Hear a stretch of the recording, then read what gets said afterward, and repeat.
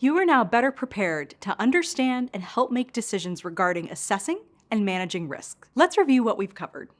We discussed security frameworks and controls and how they're used to develop processes and procedures that protect organizations and the people they serve. We also discussed core components of frameworks, such as identifying security goals and establishing guidelines to achieve those goals.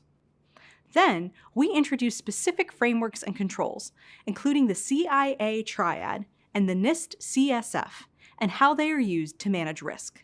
And finally, we discussed security ethics, including common ethical issues to consider, such as confidentiality, privacy protections, and laws. You're almost there. Only one more section to go in this course.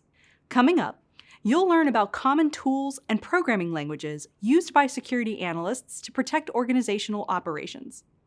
Hope you're as excited as I am to keep going.